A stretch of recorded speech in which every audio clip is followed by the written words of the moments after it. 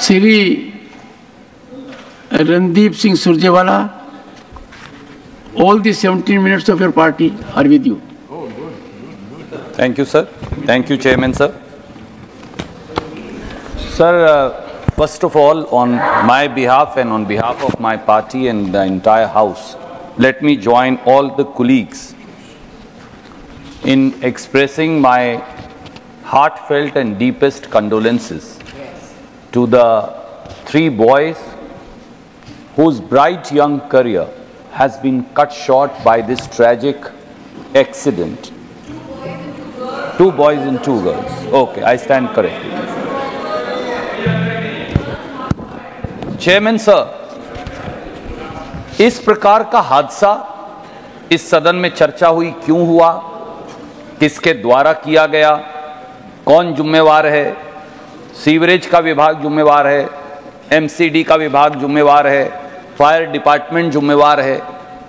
मुझे लगा चर्चा किस विषय पर हो रही है और क्या अब इस सदन की कार्यवाही राजनीतिक भेदभाव की इस भावना से चलेगी जब कोचिंग इंस्टीट्यूट्स पर लगाम लगाने के लिए और हमारे बच्चों का भविष्य सुरक्षित करने जैसे गंभीर मामले को भी हम सीवरेज, फायर डिपार्टमेंट, दिल्ली की सरकार को किसी प्रकार से नीचा दिखाने की कोशिश, खुद के लिए ब्राउनी पॉइंट्स कमाने की कोशिश के अंदर घसीट कर ले जाएंगे। ये एक दर्दनाक विषय है कि राजनीति का स्तर अब धीरे धीरे उसमें इतनी कमी आने लगी है कि इस हिंदुस्तान के मां भारती के बच्चों के जो इस एक्सीडेंट में मृत्यु हुई है उसे भी हम आरोप प्रत्यारोप की राजनीति में घसीट कर इस स्तर पर ले आएंगे।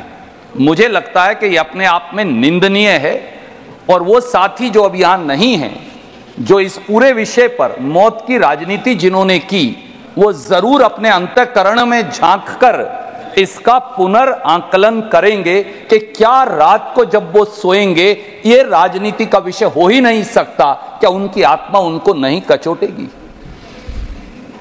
Sir, coming back to the issue in hand, I think in this muddle of politicking, we have digressed from one of the most fundamentally important issues.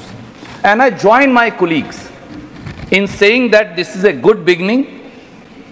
We will, with permission of the chair, of course, sir, bring a similar motion on occupation of Indian territory by China. मां भारती की जमीन पर चीन का जो कब्जा हुआ है वो प्रस्ताव हम आपके लिए लेकर आएंगे, उस पर भी खुले मन से चर्चा हो।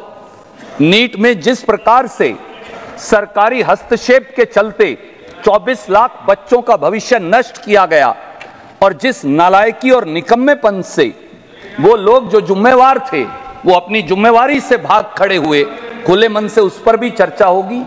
खुले मन से जिस प्रकार से पाकिस्तानी प्रायोजित आतंकवाद, सुरजेवाला जी इस विषय पर बोले जब वो प्रस्ताव प्लीज जो प्रस्ताव स्वीकृत होगा ओके वाइस बात करेंगे, आप इस विषय पर बोले। Okay vice chairman sir, I will come back to the issue, but I only hope that issues like Manipur, Jammu Kashmir, occupation of territory by China, law and deteriorating law and order situation, attacks by terrorists and infiltration, and our government just looking on like a hapless government on our borders, their failure to protect our borders will all be discussed. Coming back to the issue, sir. Sir, coaching center क्यों पनप रहे हैं? मैं सोच रहा था उसके 3 कारण मुझे बिल्कुल सीधे सीधे नजर आते हैं। मां बाप की जो इच्छाएं हैं अपने बच्चों की प्रगति को लेकर, जिसे अंग्रेजी में हम पेरेंट्स एस्पिरेशंस कहते हैं। दूसरा है बच्चों की आगे बढ़ने की ललक, स्टूडेंट्स एस्पिरेशंस। तीसरा है वो IIM हो, IIT हो, MBBS हो, डेंटल की पोस्ट हो, उनका लिमिटेड सीमा के अंदर उपलब्ध होना। और चौथा है बहुत कम रोजगार और नौकरियां उपलब्ध होना। जब ये चारों फैक्टर्स मिल जाते हैं तो अपने आप में फिर जरूरत पड़ती है कोचिंग सेंटर की, और इसलिए इस देश में कोचिंग सेंटर पिछले सालों के अंदर बहुत अधिक मात्रा में पनप गए हैं। मैं पढ़ रहा था एक सर्वे ये भी कहता है कि 2028 में, साल 2028 तक कोचिंग इंडस्ट्री इस देश में 1,38,000 करोड़ का धंधा बन जाने वाली है। यह अपने आप में बहुत चिंताजनक है। यह क्यों हो रहा है? One is exams now decide a child's future, whether for admissions into best of the universities or professional courses or for jobs. And coaching has now become the only way to edge out other competitors. Coaching has only become the only way to get a better government job, an aspiration that every child, every young man and woman in this country aspire for.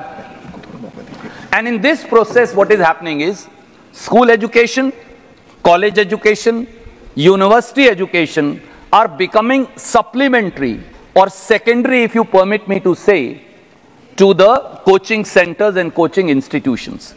That's an extremely dangerous trend. When your principal education edifice of primary, secondary, higher education, of college and university education, of professional education becomes secondary and subservient to a coaching industry, then it's an extremely dangerous trend for any country. More so with a country with the kind of demographic dividend that we have. Sir, कारण बड़ा सीधा है। 10 साल से एक ऐसी सरकार सत्ता में है जिसने शिक्षा का, अगर अंग्रेजी में कहूं कमर्शियलाइजेशन या वाणिज्यिकरण कर दिया, जिसने शिक्षा का प्राइवेटाइजेशन कर दिया। Education is the holiest of the jobs. शिक्षा से पवित्र कोई चीज नहीं, शिक्षा से बड़ा कोई दान भी नहीं, शिक्षा से बड़ी और कोई चीज भी देश और दुनिया में हमारी संस्कृति में नहीं मानी जाती। पर एक ऐसी सरकार सत्ता में आई जिसने 10 साल में इस शिक्षा का कमर्शियलाइजेशन भी कर दिया और प्राइवेटाइजेशन भी कर दिया। और कुछ बातें उनमें बड़ी चौंकाने वाली। 2014-15 में इस देश में लगभग 11,07,118 सरकारी स्कूल थे। नए आंकड़े अभी आने बाकी हैं, पर जो आंकड़े इस समय उपलब्ध हैं वो 21-22 तक के। आप चौंक जाएंगे उपसभापति महोदय कि 21-22 में वो सरकारी स्कूल कम हो गए, बढ़ने की बजाय 10,20,386 रह गए। गवर्नमेंट एडेड स्कूल्स जो थे 2014-15 में 83,402 थे, कम होकर 82,480 रह गए। यानी 87,000 स्कूल, 87,654 स्कूल, लगभग 88,000 स्कूल 2014-15 से 21-22 में बंद हो गए।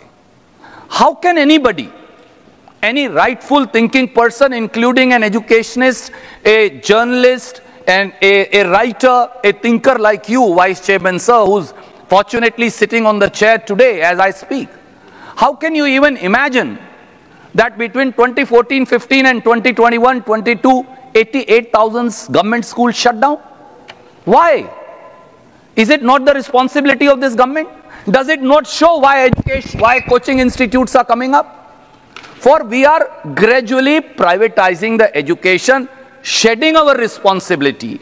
They are only interested in promoting crony capitalists, not in promoting government schools and colleges. Private schools, on the contrary, in the same period, they went up. Nothing wrong with it, but it's a number that you need to see.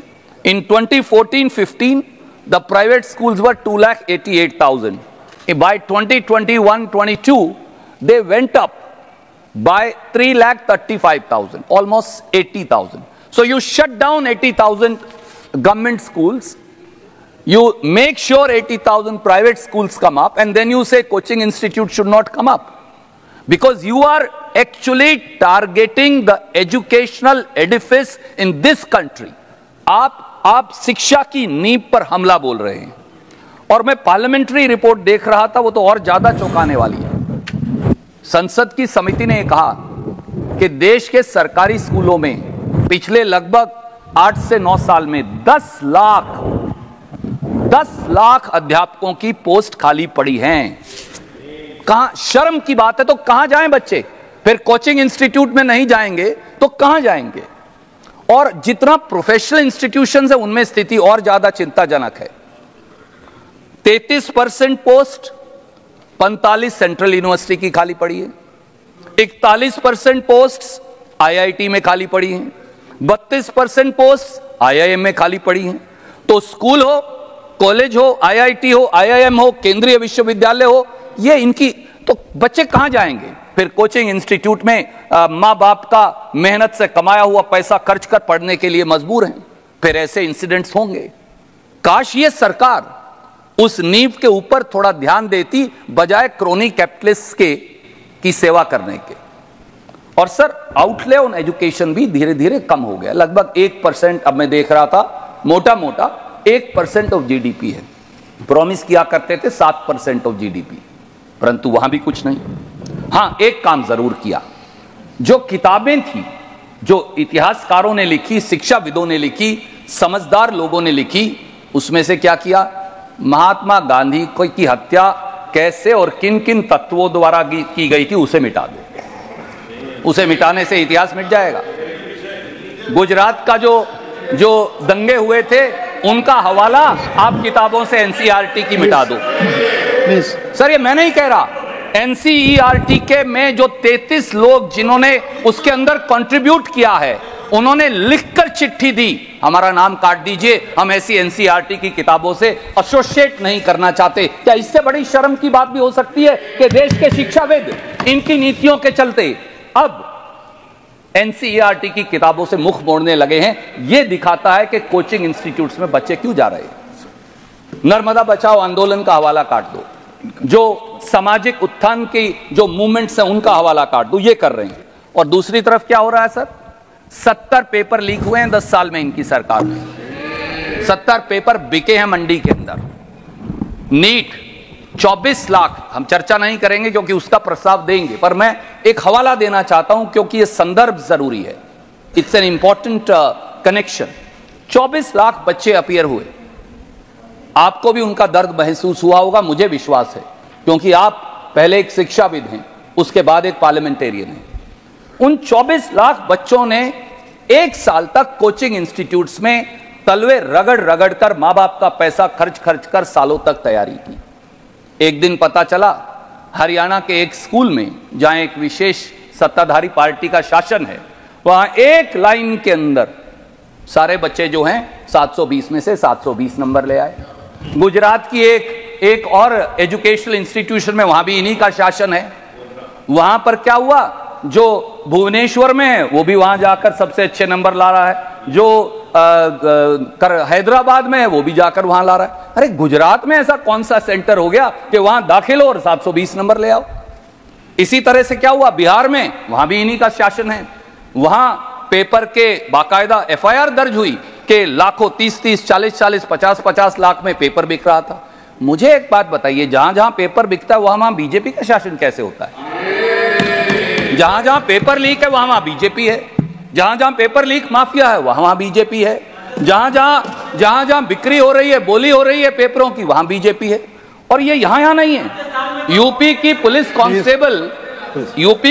Constable की भर्ती हुई, 50 लाख बच्चे आए 63,000 post के लिए। आखिर में क्या हुआ? वो पेपर कैंसिल करना पड़ा। और पेपर कैंसिल क्यों करना पड़ा? एक गुजरात की कंपनी है सर, ये इसलिए इन्हें डर लग रहा है क्योंकि मैं उसका नाम लेने वाला हूं, अब पक्का लूंगा। एजुटेस्ट सॉल्यूशंस प्राइवेट लिमिटेड एक गुजरात की कंपनी है, उसके मालिक हैं सुरेवाला जी। आप ये सारे रिकॉर्ड यहाँ अवेलेबल करा sir. I am coming to the subject. Why are they standing with your जो तथ्य आपने बताया वो मेरा टाइम आप लोग बैठ जाओ please take your seat. Sudhanshu ji please take your seat. Sudhanshu ji take your seat please. माननीय आपसे आग्रह है कि जो भी तथ्य आपने रखे हैं, मुझे सुनने, जो भी तथ्य आपने रखे हैं, जो आप चीजें बता रहे हैं, वो सारे रिकॉर्ड उसके यहाँ रख देंगे सर। मुझे वो आपकी बात भी नहीं सुनने दे रहे। मैंने आपसे निवेदन किया कि जो भी तथ्य और आंकड़े और जो पहले उन्हें बिठा दीजिए सर, हैं उनके प्रमाणिक आप डॉक्यूमेंट्स यहाँ रखें। हाँ सर, बिल्कुल सर। एक ऑथेंटिकेशन मांग रहे हैं। जी हाँ, वही ऑथेंटिकेशन ही जयराम जी आप समझ लीजिए, इसका नहीं, जो तथ्य और आंकड़े आपने बताए उनका स्रोत। ठीक है सर, बताइए सर। असली में कोचिंग इंस्टीट्यूट में अब बच्चे इसलिए जा रहे हैं कि कोचिंग इंस्टीट्यूट्स जो हैं वो अब पेपर, कई उनमें से कई अच्छे भी है, पर कई पेपर लीक के अड्डे भी बन गए। इनको तकलीफ ये हो रही थी कि मैं एक कंपनी का नाम लेने वाला था। वो कंपनी है सर एजुटेस सॉल्यूशंस प्राइवेट लिमिटेड गुजरात, जिसके मालिक हैं सुरेश चंद्र आर्य। प्रधानमंत्री जी के साथ उनकी अक्सर फोटो नजर आएंगी। गुजरात में पेपर लीक हुआ, बिहार में पेपर लीक हुआ, ये कंपनी को बैन किया गया। उसके बाद ये यूपी पुलिस का पेपर लीक हुआ, फिर एसआईटी ने इसी कंपनी को दोषी पाया। कई जगह ये कंपनी ब्लैक लिस्ट हुई, उसके बावजूद भी Indian council of agriculture research से लेके बिहार पब्लिक सर्विस कमीशन तक ये पेपर देती है। ये लोग हैं जो असली में हमारे बच्चों को कोचिंग इंस्टीट्यूट्स में जाने पर मजबूर कर रहे हैं, क्योंकि कई जगह इनकी मिलीभगत है और कई जगह जो है ये शिक्षा पर हमला बोलकर बच्चों को privatisation of education, commercialisation of education जो है प्रमोट करते हैं, और कोचिंग इंस्टीट्यूट्स जो कहीं ना कहीं इनके प्रत्यक्ष या परोक्ष संरक्षण में चलते हैं वहां भेज रहे हैं। सर सॉल्यूशन बड़ा सीधा, सॉल्यूशन सर बड़ा सीधा। मेरे 17 अपनी जगह बैठे सर, मैं आपकी कोई बात रिकॉर्ड में नहीं जाती। माननीय सर, मेरे 17 सेकंड बचे हैं, मैं सिर्फ आपको एक दो सुझाव देना चाहता हूं। कोचिंग इंस्टीट्यूट्स रेगुलेट क्यों नहीं किए जा सकते? कोचिंग इंस्टीट्यूट्स की रेगुलेशन का, they may have a role to play, I am not denying that. पहला, शिक्षा के बारे में, उसे स्ट्रेंथन करने के बारे में ये क्या करेगी सरकार, इनको ये जवाब देना चाहिए अपने अंतःकरण में झांक के। और दूसरा, why can there not be a law to regulate fee structure, conditions of education, conditions of people who impart education as also those who receive education, as also the entire fee structure and safety conditionalities in the coaching institutes. I urge through you that government should seriously have widespread deliberations with all stakeholders and bring a law to regulate coaching institutes in this country. धन्यवाद। Thank you, sir. Sandeep ji. Papers to be laid